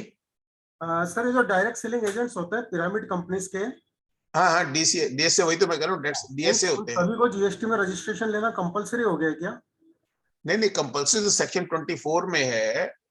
कंपल्सरी रजिस्ट्रेशन में सेक्शन 24 डील करता है, जो कहता है इंटरस्टेट सप्लाई होगी या जो भी उससे कंडीशन लिखी हुई है। जहां तक क्वेश्चन है डीएसए का, direct selling agent, recovery agent में तो हो सकता है, लेकिन यहाँ सेलिंग एजेंट में मेरे हिसाब से उसका टैक्सेबल क्वांटम नहीं है, तो उसकी कंपल्शन नहीं है। सर ये 28 दिसंबर 2021 का गजेट है, उसमें पेज नंबर 12 पे 6 नंबर का ई क्लॉज है। हाँ, ये सेक्शन 24 होगा ना? नहीं सर, ये जीएसटी का नहीं है, ये कंज्यूमर प्रोटेक्शन एक्ट का गाइडलाइन है। नहीं, गाइडलाइंस हम तो जीएसटी से रिलेटेड ही मैं आंसर दे सकता हूँ ना, मैं तो उस एक्ट को नहीं जानता हूँ ना, मैंने वो पढ़ा हुआ है। मेरा ये मानना है कि रजिस्ट्रेशन के लिए हमें सेक्शन 24 है which deals with mandatory registration. तो आप सेक्शन 24 को निकाल लें और उसको देख लें, बहुत सारे लोग ऑफिस में बैठे हैं, उसमें अगर किसी क्लॉज में वो फॉल करता है तो उसको लेना पड़ेगा, अदरवाइज नहीं है। जैसे आपके रिवर्स चार्ज में लायबिलिटी हो, जैसे आप इकोनॉमिक कॉमर्स ऑपरेटर या थर्ड पार्टी ऑर्गेनाइज किया हो, या आपने इंटरस्टेड सप्लाई ऑफ गुड्स की हो, तो उन सब चीजों में मैंडेटरी रजिस्ट्रेशन है। एक एजेंट वाली क्लॉज है जो थोड़ी सी कंफ्यूजिंग है, शायद उसकी वजह से कह रहे होंगे, but DSA doesn't fall there, this much I am sure. ठीक है सर। अभी सेक्शन 24 निकाल लो, अभी हम 2-4-5 मिनट अभी एयर पे ही हैं, बात कर रहे हैं, औरों के मेंबर दे रहे हैं, तो आप सेक्शन 24 देख के उसमें देख लीजिए। मेरे हिसाब से तो आपकी रजिस्ट्रेशन नहीं बनती है, फिर भी आप सेक्शन 24 जरूर पढ़ लीजिए। जी जरूर। ठीक है रजत जी। हाँ, yes Naresh sir. Yes sir, yes sir. Yes sir. Sir एक सप्लाई आयरन ओर की हुई जुलाई अगस्त में, रेट थी 5%। नहीं, दोबारा बोलिए। सर आयरन ओर की सप्लाई थी जुलाई अगस्त में, जुलाई अगस्त ऑफ 21। ओके रेट थी 5% जीएसटी की। ओके। सब्सिक्वेंटली रेट चेंज हो गई और वो अक्टूबर नवंबर में आई तो रेट चेंज हो गई, 18% ही थी। अब जहां गया ना माल, उनको शॉर्ट सप्लाई हुई तो उन्होंने वो इंटीमेट किया हमको, तो अब वो क्रेडिट नोट हम उसको दे रहे हैं, हम उसको क्रेडिट नोट दे रहे हैं 5% पे। वो कहता है कि अभी रेट 18 की है तो 18 पे ही दो। देखो, झगड़ा मत करो, आप उसको कमर्शियल क्रेडिट नोट दे दो। सर कमर्शियल क्रेडिट नोट नहीं मानता है सर, वो भी बड़ी commercial credit company not L&T हो कोई हो, आप सिंपल ये लिखो कि अगर आपको हमने क्रेडिट नोट देना है 100 रुपए का और 18 रुपए हमने जीएसटी देना है, तो हमको 82 रुपए का दे देंगे ना। आपने हमें कितने पैसे शॉर्ट, मैंने आपको माल दिया, ये तो कमर्शियल डिस्प्यूट हो गया। हाँ। आपसे मैंने 1000 क्वांटिटी मांगी, 1000 क्वांटिटी का रेट था, मान लीजिए 1 रुपए यूनिट के हिसाब से 1000 रुपए, उस पर 50 रुपए टैक्स बनता था, मैंने 950 रुपए भेज दिया, ठीक है। अब इसमें 2 डिस्प्यूट हो गए। एक तो ये हो गया कि जो आपने कमिटमेंट नहीं की उसका कोई लिक्विडेटरी डैमेजेस होगा एग्रीमेंट में, अगर वो है, इसीलिए वो कह रहा है कि अब मैं खरीदूंगा किसी से 50 किलो तो मुझे 18% लगेगा, तू 18 दे। नहीं सर, वो इशू नहीं है सर, वो यही वो कह तो रहा है, टेक्निकल इशू ही बता रहा है सर। नहीं सर, वो यही कहना चाह रहा है, आप मेरी बात को थोड़ा समझे। वो ये हाँ, कह रहा है कि क्योंकि आपने 900 किलो माल भेजा, अब मैं 100 किलो माल कहीं और से लेता हूँ तो मुझे 18% टैक्स देना पड़ता है, उस टाइम पे 5% देना पड़ता था। तो पहला आर्गुमेंट तो ये है कि अगर उस टाइम 5% देना पड़ता था तो आपको क्रेडिट भी 5% मिलना था। अब 18 दे रहे तो क्रेडिट भी 18 का मिल रहा है। If it is A creditable thing तो क्या फर्क पड़ता है? आपने जितने का भी ऑर्डर लिया था, 1000 का बिल बनाया था, 5% के हिसाब से आप क्रेडिट नोट 5% के अलावा नहीं इशू कर सकते। ठीक है sir, that is the point. उनका कंसल्टेंट का मेल आया सर, कंसल्टेंट ने वो यही कह रहा होगा कि आज 18 हो गया, मेरा लॉस इतना हो गया, मैं 100 किलो आज माल बाहर से लूंगा तो 18 देना पड़ेगा। तो उसको बोलेगा 100 किलो में 18 देना, क्रेडिट भी तो 18 मिलेगा। यस, मतलब वो उस बात को घुमा के कह रहा है, बाकी otherwise technically we can't issue it at 18%। No no no no, thank you sir, thank you. Okay sir. Legally technically सब तरह से आप नहीं इशू कर। सर अरुणा जी पूछ रही हैं, in case where both exempt and taxable supplies are made, ITC will also be on proportionate basis. Is the reversal to be done quarterly or annually? Monthly, the way you are filing the return, whenever you are claiming the credit, at that point of time you have to reverse it. Okay sir. Harsh Jajoo ji पूछ रहे हैं, tax invoice for rent for financial year 1920 dated 31st March 20 escaped and was accounted in the books in financial year 2021. Can its ITC can be claimed in 2021? Yes, why not? किसी भी financial year का जो credit है वो due date of filing the return for the month of September for the following financial year आप claim कर सकते हैं। अगर ये मार्च 20 का बिल था तो आप इसको 20 अक्टूबर 2021 तक क्लेम कर सकते हैं। Ji sir. Section 16 subsection 4। Sunil ji एक बार स्टार्ट करें वीडियो, बोले। सर गुड इवनिंग सर, मेरा एक छोटा सा क्वेश्चन था, 2 क्वेश्चन है इनफैक्ट। सर वीडियो स्टार्ट करें, वीडियो। हाँ सर। हाँ अब ठीक लगेगा सर। Yes sir. तो सर फर्स्ट क्वेश्चन वाज कि जो रेस्टोरेंट के रिगार्डिंग जो अमेंडमेंट आया है which is applicable from 1 January ji. So circular I saw that वो सर्कुलर जो मोस्टली बताता है वो ई कॉमर्स को क्या फॉर्मेलिटी करनी है वो बता रहा है। तो रेस्टोरेंट बिजनेस को क्या रिटर्न फाइल करने का रिक्वायर्ड नहीं है क्या फ्रॉम 1 जनवरी? देखिए अगर आप रजिस्टर्ड हैं तो रिटर्न तो फाइल करनी पड़ेगी। रिटर्न तो फाइल करनी पड़ती है हर रजिस्टर्ड पर्सन को। हाँ, कल को अगर आप ये काम करते हैं और आपकी सारी सप्लाई सिर्फ इलेक्ट्रॉनिक कॉमर्स ऑपरेटर से है तो अपने नंबर को सरेंडर कर सकते हैं, फिर आपको रिटर्न नहीं फाइल करनी। ओके। यहाँ आपको 2 काम है। एक तो आप कस्टमर को माल बेच रहे हैं जिसका टैक्स आप जमा करा रहे हैं। लेट अस से 100 रुपए का टैक्स है, 100 रुपए की सेल है कस्टमर को, उस पर 5 रुपए टैक्स बना वो आप जमा कराएंगे। 100 रुपए का आपने ई कॉमर्स ऑपरेटर से बेचा, उस 100 रुपए का इनवॉइस देंगे, आप लिखेंगे tax to be paid under reverse charge by TCM under section 95, उसका टैक्स वो जमा कराएगा। That is all. रिटर्न तो भरनी पड़ेगी दोस्त। ओके। और सेकंड क्वेश्चन वाज कि एक क्लाइंट है जो मैन पावर सप्लाई करता है सर जी, तो वो सैलरी के साथ साथ उसका सर्विस चार्ज भी चार्ज करता है क्लाइंट से। वो यस ग्रॉस अमाउंट पे लगेगा, सैलरी नहीं है। बिकॉज आज आप सप्लाई या मैन पावर की सर्विस क्यों लेते हैं? वो इसलिए लेते हैं कि मुझे ईएसआई पीएफ के चक्कर में नहीं पड़ना। ईएसआई पीएफ आपका है तो जब वो एम्प्लॉय आपका है आप पेमेंट उसको कर रहे हैं तो प्योर एजेंट पे तो आ नहीं सकते। सो ऐसा नहीं है कि ये पहली बार हुआ है, ये सप्लाई सर्विस तो 1998 से टैक्स है, 1998 से तब से डिस्प्यूट चल रहे हैं। और ये जो टैक्स है ये ग्रॉस अमाउंट पे लगेगा। जब ये प्योर एजेंट का वैल्यूएशन का इशू आया तो कुछ लोगों ने इस इशू को उठाया, कुछ केसेस पेंडिंग है। दिल्ली हाई कोर्ट में जो मैन पावर है उसका भी केस पेंडिंग है, but we are not hopeful. तो मेरा ये कहना है कि ग्रॉस अमाउंट पे टैक्स लगेगा। इसकी clarity in terms of authority of advance ruling भी आ चुकी है और डिपार्टमेंट भी यही स्टैंड लेता है और मेरे हिसाब से प्योर एजेंट में क्वालिफाई भी नहीं करता। तो ये गलती मत करना। 100 रुपए का इनवॉइस, 6 रुपए प्रोविडेंट फंड, 1 रुपए ईएसआई, 107 मेरे सर्विस चार्ज 10 रुपए, 117 रुपए में जीएसटी लगेगा और सामने वाले को क्रेडिट भी पूरे का मिलेगा। Right, thank you sir. Dinesh ji आपकी आवाज गायब हो गई। एक सेकंड। Yes sir. अब आ गई। Yes sir. Sir Navneet ji पूछ रहे हैं, Navneet Mangal ji, there is provision in law under section 37 for allowing amendment in GSTR 1 for Yes. rectifying omission, mistake, Yes. etc. Now section 7512 included declared liability in GSTR 1 as self-assessment tax. In case of genuine omission error for which rectification window is available as per law, This law becomes redundant if department goes on recovery of tax without allowing assessee to amend. पहले तो नाम बताएं जिनका ये question. Navneet Mangal जी। मंगल जी, बहुत बहुत मुबारक हो, आपने बड़ा टेक्निकल पॉइंट पूछा है, ये मैं डील करना चाहता था पर मैंने डील नहीं किया। अगर आप प्रैक्टिकली देखें तो ये सिर्फ एकेडमिक डिस्कशन है, क्योंकि जब तक डिपार्टमेंट आपको सेल्फ असेस करके 79 का नोटिस देगा तब तक आप अपनी डिमांड रेक्टिफाई कर चुके होंगे और तब आपको बता सकते हैं।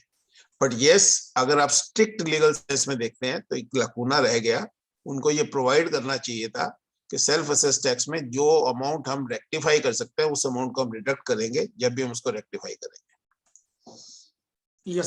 Very intelligent question. Yes sir. Question of the day. Yes, thank you sir, thank you. चलो नवनीत जी सामने हो तो आप आयो, भले से एक बार हैंड रेज कर लो। हाँ राशि जी, राशि जी। जी सर। सर मेरा क्वेश्चन है कि हमने बात की थी availment of ITC on the basis of filing of return by the supplier in 2B. So my question was, is 2B an important return to match or is 2A the important return to match? Reason being कि suppose supplier ने हम उसका return time पे file किया, जैन का invoice था, जैन में GSTR 1 भर दिया, पर रेसिपिएंट को वो इनवॉइस अकाउंटिंग में फेब में आया और उसने फेब में क्लेम किया, तो there will be a mismatch between 2B and the claim in GSTR 3B। Madam, अगर हम 2A और 2B की बात कर रहे हैं तो हम 1 जनवरी 2022 से पहले की बात कर रहे हैं। अगर अभी भी आप अमेंडमेंट देखेंगे तो उसमें बड़ा ध्यान से देखेंगे तो इनवॉइस और डेबिट नोट मेंशन किया है। क्यों किया है? क्योंकि जो कस्टम ड्यूटी है उसका duty paying document bill of entry है जिसका जीएसटीआर 1 नहीं जाता। जो टैक्स मैं आईएसडी के बेसिस पे क्लेम करता हूँ उसका भी जीएसटीआर 1 नहीं जाता, वो भी नहीं इंक्लूड है। जो रिवर्स चार्ज की लायबिलिटी है वो भी इंक्लूड नहीं है। उसके अलावा भी मिसमैच के n नंबर ऑफ रीजंस हो सकते हैं। जो आप बता रहे हो उसके अलावा भी हो सकते हैं कि उसकी टाइपोग्राफिकल एरर हो जाए, नंबर 1।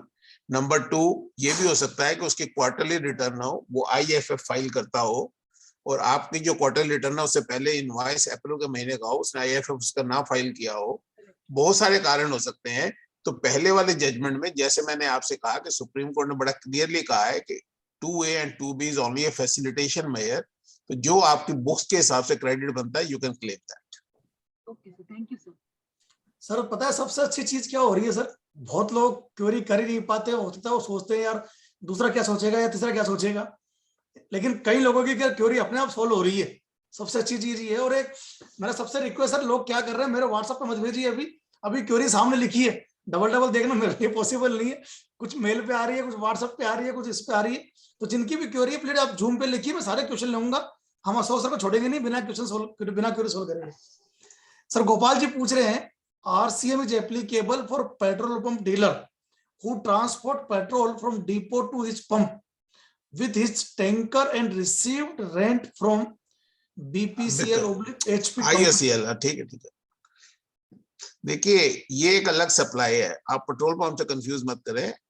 जब वो माल लाता है कंपनी के ऑयल डिस्ट्रीब्यूशन कंपनी के डिपो से अपने पेट्रोल पंप तक, तो वो एक बिल रेज करता है ऑयल कंपनी को for the purpose of transportation charges, और वो transportation of goods by road की सर्विस ही प्रोवाइड कर रहा है।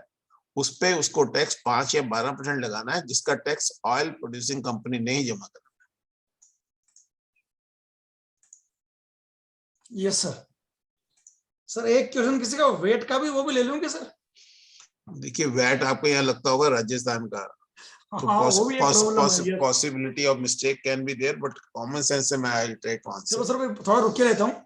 एक क्वेश्चन है लिसा जी का, received summons from 2 zone of DGGI, it means they all have no coordination, what should we have to do?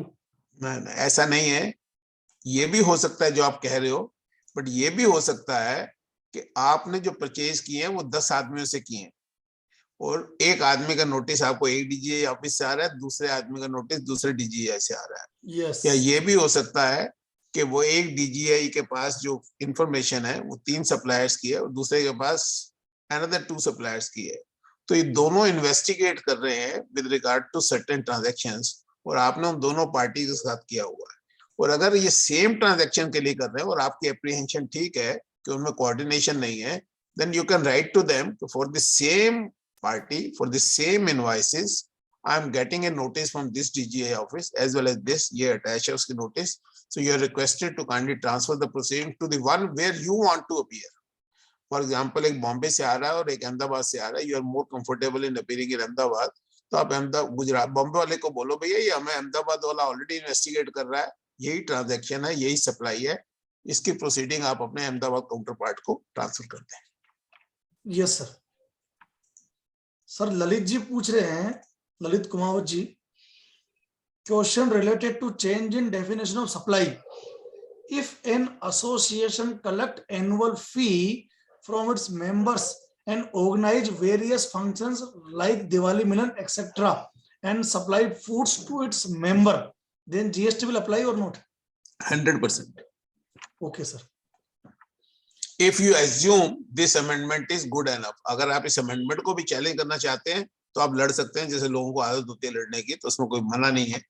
लेकिन अगर इस amendment को आप वैलिड मानते हैं और आप उस स्कूल ऑफ थॉट पे नहीं जाते हैं which says कि with this amendment, some people still say even with this amendment this concept of mutuality will still apply. They had their own argument.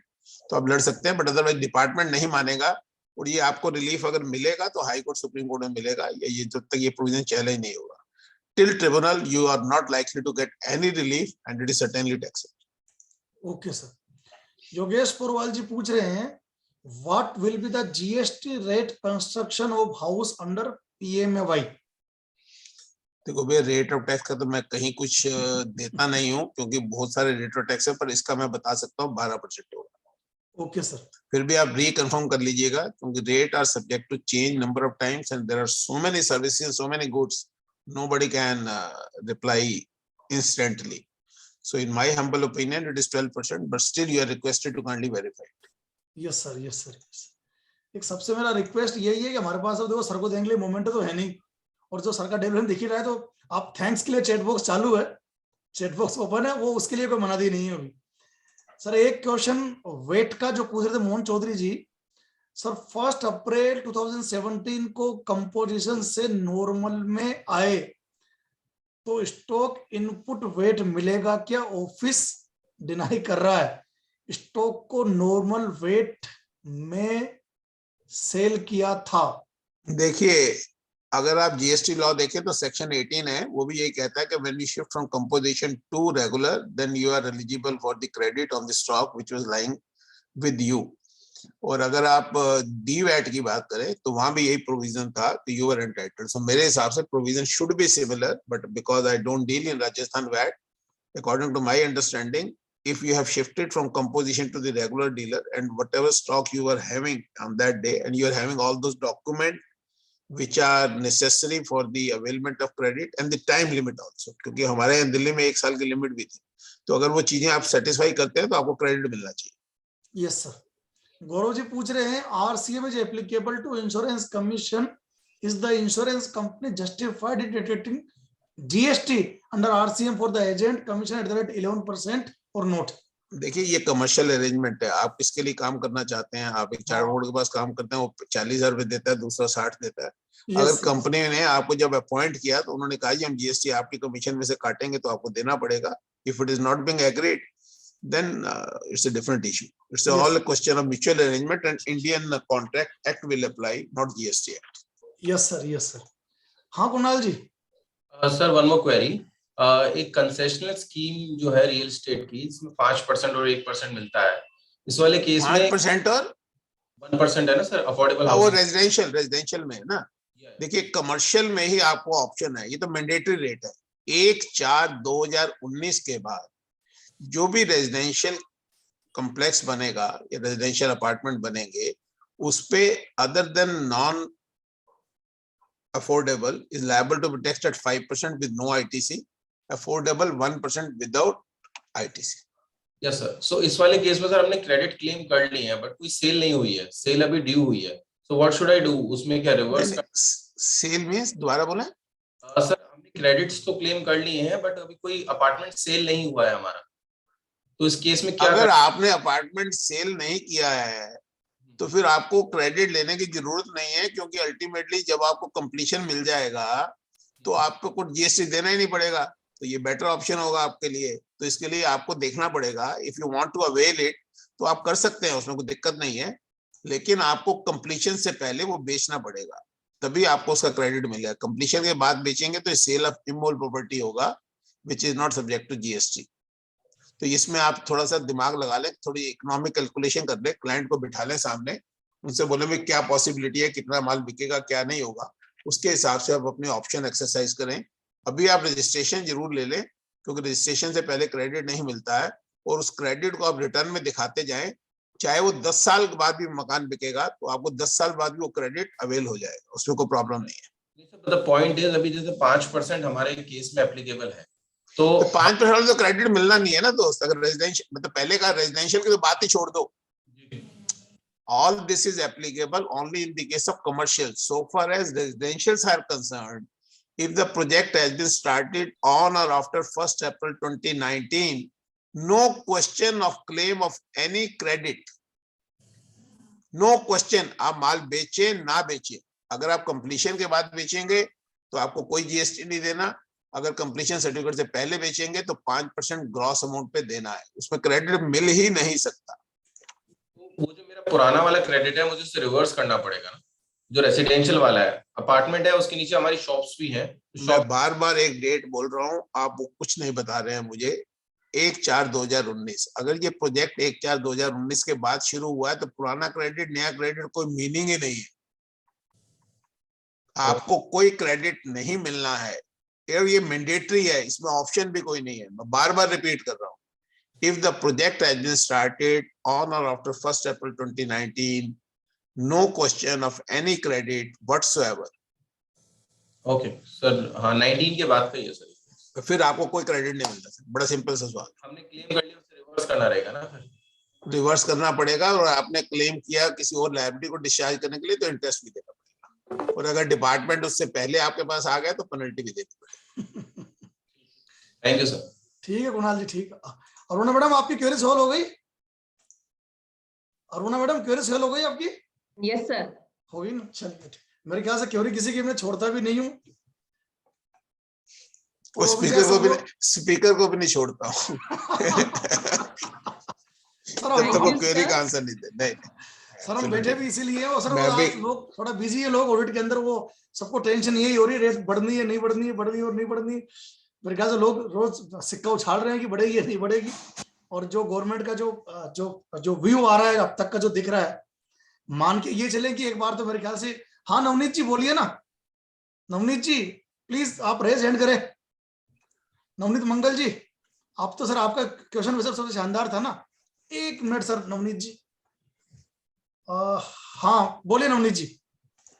Sir ये वही है जिनका क्वेश्चन तो डे था। हाँ जी हाँ जी हाँ जी मंगल। हाँ नवनीत जी, गुड इवनिंग सर। हाँ सर, अभी अपन से डिस्कशन कर रहे थे अभी कंस्ट्रक्शन इंडस्ट्री के ऊपर, है ना। तो रूल 42 में इन्होंने एक अमेंडमेंट किया था 1 अप्रैल 2019 को, जिसमें इन्होंने कंस्ट्रक्शन इंडस्ट्री का आफ्टर कंप्लीशन का रिवर्सल का मैकेनिज्म उन्होंने इंट्रोड्यूस किया था। उससे पहले वो मैकेनिज्म था नहीं। नवनीत जी आप बिल्कुल ठीक कह रहे हैं। मैंने इनसे पहले पूछा प्रोजेक्ट, इन्होंने कंफर्म किया कि प्रोजेक्ट 1/4/2019 के बाद का है। अगर 1/4/2019 के बाद का प्रोजेक्ट है तो उसके क्रेडिट सारे 1/4/2019 के बाद आए होंगे, तो रूल 42 नहीं लगेगा। सर बस मेरा क्वेश्चन ये है सर कि कोई कंस्ट्रक्शन, अगर कोई कंस्ट्रक्शन लाइन में था, ठीक है, और उसका कंस्ट्रक्शन 1 अप्रैल 19 से पहले का है, मतलब अगर 19 से पहले का है तो फिर तो पहला क्वेश्चन ये आएगा कि whether that was a continuing project. If it was a continuing project, the second question is whether you opted for the new mechanism और you are opted for the old one. आपने कौन C option exercise की? मेरा question sir थोड़ा हटके है, थोड़ा अपन old mechanism की बात करें कि अपन पुराना मैकेनिज्म पे थे, नया मैकेनिज्म में अपन शिफ्ट नहीं हुए। एक एलम्बिक लिमिटेड नाम की गुजरात हाई कोर्ट का जजमेंट आया था। हाँ एलम्बिक, वो गुजरात पहले अहमदाबाद ट्रिब्यूनल की थी, वो Gujarat high court supreme court में पेंडिंग है। उसमें एलम्बिक, मैं बता देता हूँ आपको, एलम्बिक लिमिटेड में क्या हुआ, उन्होंने जब प्रोजेक्ट शुरू किया तो उन्होंने क्रेडिट लिया, बाद में अनसोल्ड प्रोजेक्ट रह गए, फ्लैट रह गए, तो गवर्नमेंट डिपार्टमेंट ने कहा आप रिवर्स करो। तो ओलंपिक में ट्रिब्यूनल ने ये कहा कि the time when they avail the credit they had intent to sell the project, so ultimately they are not liable to reverse because they have availed the lawful credit at the time of availment. और उसको Gujarat high court ने confirm किया और ये matter अभी pending है supreme court में। Sir ये मतलब बेसिकली क्वेश्चन इसी लाइन पे है कि 1 अप्रैल 16 से पहले रूल 6 में कोई मैकेनिज्म नहीं था for reversal of such credit. उसमें जो गुजरात हाई कोर्ट का जजमेंट है वो भी इसी लाइन पे है कि 1 अप्रैल 16 से पहले रूल 6 में कोई नहीं provision नहीं था। नहीं, मेरा ये कहना है नवीन जी, हम उस लाइन पे क्यों आर्ग्यू करेंगे? हम इस लाइन पे Basically- आर्ग्यू करेंगे कि जिस दिन मैंने क्रेडिट अवेल किया, that was as per the provisions of सैनुअल credit rules, where is the violation? If there is no violation, why should I reverse it? तो मेरा क्वेश्चन सर ये है कि 1/7/2017 से लेकर 1 अप्रैल 2019 के बीच में जो मैंने क्रेडिट अवेल किया है और मेरा कंप्लीशन 1 अप्रैल 2019 के बाद हुआ है, तो मेरे को क्या वो क्रेडिट रिवर्सल करना अंडर रूल 42 जब मैकेनिज्म एग्जिस्ट नहीं करता था कॉमन क्रेडिट? जो आप मैकेनिज्म की बात कर रहे हैं ना, वो सुप्रीम कोर्ट की जजमेंट है, और एलएनटी में भी उन्होंने कहा कि unless otherwise there are 4 important things for the levy of any fiscal law. उसमें one of the issue is how to discharge the liability and how to compute the tax liability, that is one of the parameter. So question ये है कि अगर आपने 1017 से 31 तक 19 तक किया था, तो रूल 42 की जरूरत कहाँ थी? वहां तो क्रेडिट 42 43 तो था। That was not specifically in relation to the construction industry और डेवलपर इंडस्ट्री और real estate industry. The right word will be real estate. तो 42 का जो प्रिंसिपल था, 42 तो 1 जुलाई 2017 से है, वो ये कहता है कि any supply which has been used exclusively for taxable supply full credit, any supply used exclusively for exempted supply no credit, and common credit has to be reversed. Later on, when they amended rule 42, they made a specific formula. This is how it is to be done. But then the law was already there. You can't say the law was not there. 42 कोई enact नया नहीं हुआ, 42 में amendment हुई, looking to the new scheme of taxation from 1st April 2019 in relation to real estate. ठीक है नवनीत जी? जी sir जी। ठीक ठीक। हाँ ललित भाई बोलो। सर नमस्कार। नमस्कार। अशोक सर को भी नमस्कार। नमस्कार जी, नमस्कार। सर मेरा एक छोटा सा क्वेश्चन है सर कि क्वेश्चन आप बड़ा करो, आंसर छोटा होना चाहिए। यहाँ उल्टा होता है, क्वेश्चन छोटा होता है, आंसर लंबा हो जाता है। ठीक है चलिए मजाक कर, आज लाइटर साइड। हाँ जी बोलिए। सर एक एंड यूजर जैसे मैं हूँ, मुझे एक विजिटिंग कार्ड बनाना है। सर मैं हूँ, मुझे एक विजिटिंग कार्ड बनवाना है। मैं एक मेरे कॉर्नर पर शॉप है, मैं उसके पास गया और मैंने कहा भैया ये चीज है और ये मुझे विजिटिंग कार्ड बनवाना है। वो खुद सिर्फ ऑर्डर लेता है, उसके पास कोई प्रिंटिंग फैसिलिटी नहीं है। उसने वो एक प्रिंटिंग प्रेस वाले को ऑर्डर आगे भेजा होगा और प्रिंटिंग प्रेस वाले ने प्रिंट करके उसको दिया और उसने मुझे दिया। पहला क्वेश्चन सर ये कि क्या उस जो शॉप मेरे नुक्कड़ पे जो शॉप है वो और प्रिंटिंग प्रेस वाले की ये उनके लिए सर्विस नेचर में आएगा या ट्रेड नेचर में आएगा या दोनों के लिए सेम चीज रहेगी? ऐसा इसलिए सर क्योंकि यहाँ पे बड़ा डिस्प्यूट आता है कि जो प्रिंटिंग वाला होता है वो 18% जीएसटी की बात करता है एज ए जॉब वर्क समझते हुए, और जो शॉप वाला होता है वो उस पर चैप्टर 48 में जाकर 48 में 5%। देखिए ये डिस्प्यूट बहुत पुराना है, डिपार्टमेंट ने इसमें 2 सर्कुलर इशू किए हुए हैं। पहले तो आप ये मान के चलें कि जो प्रिंटर है उसने जो आपको नुक्कड़ वाली दुकान को दी, that is a different supply, और उस सप्लाई के नेचर पे वहां रेट ऑफ टैक्स लगेगा। अब नुक्कड़ वाली दुकान ने जो आपको सप्लाई की, that is a different supply, उसके ऊपर आप वाला टैक्स लगेगा। मान लीजिए, मैं इसको एग्जांपल दूसरी तरह से देता हूँ, फिर आपके केस में आऊंगा। मैं एक किचन हूँ, तो मैंने सब्जियां ली, मैंने दूध लिया, मैंने उस हिसाब से डिशेस बनाई, तो मैंने मैन्युफैक्चरिंग ऑफ डिशेस की, और डिशेस को जब मैं बेचूंगा जो डिशेस पे टैक्स है वो लगेगा। और जब मैं आके रेस्टोरेंट में आ गया, मान लीजिए नुक्कड़ रेस्टोरेंट, तो वो रेस्टोरेंट वाला जब मुझे फूड सप्लाई करेगा तो 5% लेगा। तो ये 2 डिफरेंट सप्लाई है, इनको अलग अलग देखना पड़ेगा। तो अब आते हैं पहली सप्लाई पे, जहां वो विजिटिंग कार्ड छाप रहा है और दे रहा है नुक्कड़ वाली दुकान को। बैक टू बैक कंस्ट्रक्शन भी होती है ना, बैक टू बैक कई कॉन्ट्रैक्ट होते हैं, फूड होता है, कंस्ट्रक्शन होती है, ब्यूटी पार्लर होती है, दुनिया जाके कॉन्ट्रैक्ट बैक टू बैक होते हैं। So now the question is, जो जिस आदमी ने विजिटिंग कार्ड बनाया उसने पेपर अपना लगाया या उसका लगाया? 3 चीजें इसमें, 3 चीजें इंपॉर्टेंट होती है। पेपर किसने लगाया, इनपुट्स किसके हैं, क्योंकि जॉब वर्क तभी होता है जब इनपुट सामने वाले को बिलोंग करते हैं और रजिस्टर्ड पर्सन है, तो उसका पेपर क्या है। दूसरा जो इन्फॉर्मेशन है, that is a copyrighted information, जैसे in the case of author होता है, जैसे हम किताब लिखते हैं तो भारत वाला छापता है या पहले हमारा वोल्टर क्लोर वाले छापते थे, तो वो इशू होता है। जो कॉपीराइटेड मटेरियल है तो वो प्रिंटिंग की सर्विस देता है, बट जैसे आपने विजिटिंग कार्ड बनाया सर्विस नहीं, प्रोडक्ट है। तो बेसिकली अगर उसने अपना पेपर लगाया और आपका विजिटिंग कार्ड छापा, तो he is selling A leaflet or visiting card, which is a printed material, and then that printed material will come to the नुक्कड़ वाला, जो वो प्रिंटेड मटेरियल का रेट लगाएगा, ये भी प्रिंटेड मटेरियल का वही रेट लगाएगा, और आप भी वही रेट उसको दोगे, उसका टैक्स क्रेडिट लोगे। सर प्रिंट ये यहाँ जो पेपर वाला सब्जेक्ट है, तो प्रिंटिंग प्रेस का खुद का पेपर है, हाँ, तो फिर वो सर्विस नहीं दे रहा, फिर वो गुड्स में जाएगा। ओके, तो फिर चैप्टर 48 की जो रेट है वो रेट एप्लीकेबल? हाँ जी, हाँ जी, हाँ जी, 101%, कोई डाउट ही नहीं। 9989 यहाँ पर अट्रैक्ट नहीं होगा? नहीं होगा सर, बिल्कुल नहीं होगा, 9988 नहीं होगा। ये 9989 सर किस सिचुएशन में हो सकता है सर? मैंने आपको बताया, ऑथर है, मेरा कॉपीराइटेड इंफॉर्मेशन है, मेरी किताब छप रही है, ओके, तब वो सर्विस मानी जाएगी। डिपार्टमेंट क्लैरिफाई किया इस पे, सर्कुलर है दोस्त। सर मुझे नंबर याद करना तो थोड़ा सा मेरे लिए ठीक है सर, मैं दिलवा दूंगा, दे दूंगा। मैं आप मुझे व्हाट्सएप पे मारोगे ना ये, तो मैं दिलवा दूंगा सर, क्योंकि मैं ऑफिस जा नहीं रहा हूँ, कल से हमारे दिल्ली में केसेस बहुत हो गए, एंड वी हैड जी thank you suffered a lot in sir. अभी एक नई खबर है सर, अभी एक नई खबर है आज ही सर, टोटल 1.17 लाख केसेस नए मिले आज थर्ड वेव के अंदर। Dinesh ji, we have already suffered a lot. I have lost my 2 brothers Yes, sir. in earlier one, तो इसलिए मेरे को घर से जाने नहीं दे रहे। मैं कल भी नहीं गया ऑफिस, आज भी नहीं गया।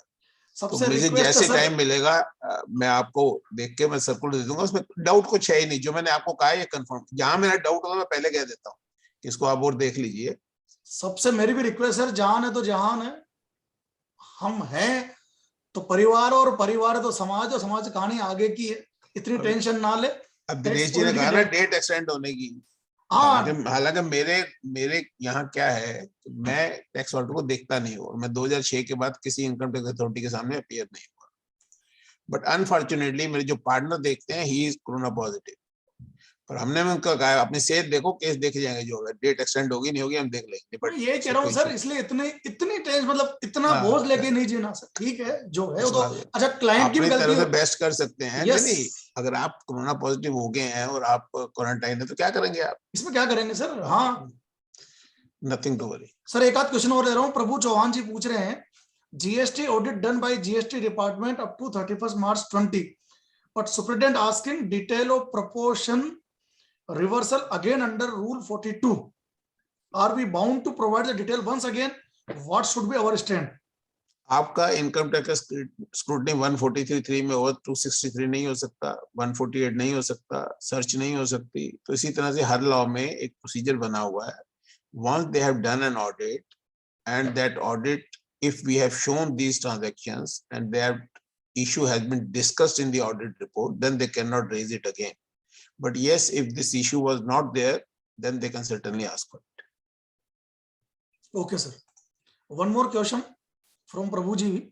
We purchased goods stored in a warehouse, later sold it, filled out, filed our GST return. दोबारा दीजिए, मैं थोड़ा मिस कर गया, दोबारा बोलिए शुरू से। We purchased goods stored in a warehouse, later sold it, filed our GST returns. Supplier filed its GSTR 1 and 3B for the concerned period. Department asking to reverse ITC on the ground that the supply was against fake invoice. Supplier ये तो department कहेगा। मैंने इस issue को बहुत detail में discuss कर लिया आपके साथ जी। आपके पास कोई चॉइस नहीं है। We cannot say this transaction was not genuine. However, if you feel, you can reverse the credit if there is a pressure. But technically speaking, if it is a genuine supply, there is no question of any reversal. Okay, sir. Gaurav ji दोबारा पूछ रहे हैं इससे ज्यादा मैं यहाँ इस platform पे इसको डिस्कस नहीं कर पाऊंगा। Yes sir. गौरव जी एक और पूछ रहे हैं, one service provider mostly engage in the export of service and only 10% is with in India against export service, against it has opt for LUT. Now as regards the input credit availment, in what proportion should it claim? There is a formula given in the law, sir. आप export का काम करते हैं, कुछ domestic supply भी है आपकी, domestic supply पे आपको टैक्स लगना है, वो भी टैक्सेबल है, और जो एक्सपोर्ट कर रहे हैं वो भी टैक्सेबल है। तो अगर आप अपना सारा क्रेडिट डोमेस्टिक सप्लाई की लायबिलिटी में एडजस्ट कर सकते हैं तो क्यों जाना डिपार्टमेंट के पास? आपने 100 रुपए का एक्सपोर्ट किया, 50 रुपए 10 रुपए की लोकल सप्लाई की, 10 रुपए पे 18 रुपए टैक्स बनता है, 1 रुपए 80 पैसे सॉरी। और आपका अगर क्रेडिट 1 रुपए 80 पैसे तक का है तो आपको डिपार्टमेंट जाने की जरूरत नहीं है, कोई रिवर्सल की जरूरत नहीं है। बोथ आर टैक्सेबल सप्लाई, जितना आप यूज करेंगे उसको यूज कर लीजिए, बाकी आपको पूरा रिफंड मिलेगा, कोई रिवर्सल की जरूरत है ही नहीं। गौरव जी आप हैं अंदर, अगर चाहो तो अनम्यूट कर लो एक बार, मेरे ख्याल से क्वेरी सोल्व हो गई आपकी। गौरव जी चलिए, मेरे ख्याल से क्वेरी सोल्व हो गई सर। सिर्फ दिनेश जी ये है कि मैं उनको दोबारा रिपीट कर रहा हूँ, zero rated supply is also taxable supply, domestic supply is also taxable supply. If both are taxable, there is no need for reversal of any credit. Absolutely clear, no problem. Whatever credit you can utilize for the discharge of your GST liability on the local supplies, rest you can claim refund. Okay sir, thank you very much sir. मेरे ख्याल sir हमने एक भी query छोड़ी नहीं है किसी की भी, हालांकि लोग टैक्स ऑडिट के अंदर बिजी हो रहे हैं, और फिर भी टेंशन मत करो सर। अशोक सर ऑलरेडी कह चुके हैं कि ज्यादा टेंशन, देखो टेंशन दोनों तरफ की यही है, क्यों नरेश सर? सारी टेंशन हम प्रोफेशनल लेके कैसे बैठेंगे ना, सारी मतलब पता नहीं क्यों। खैर अब इस प्लेटफॉर्म में ज्यादा मैं भी नहीं बोलूंगा, वन टू वन टॉक करेगा तो मैं बोलूंगा, लेकिन कहीं ना कहीं तो लोग भी अगर टाइम से पेपर लेके आएंगे, दोनों तरफ प्रॉब्लम है, तो दोनों तरफ प्रॉब्लम है, सारी टेंशन हम लेके क्यों बैठे ना, इस चीज को हमको समझना पड़ेगा। बहुत बहुत धन्यवाद अशोक सर, मेरे ख्याल से एक सिंगल क्वेरी हमने छोड़ी भी नहीं है, और बहुत बहुत धन्यवाद उदयपुर ब्रांच का भी, क्योंकि उदयपुर ब्रांच की मेहनत है कि इतने लोग इस ऑडिट के मौसम के अंदर भी लोग हमको ज्वाइन करे हुए। धन्यवाद आशीष जी।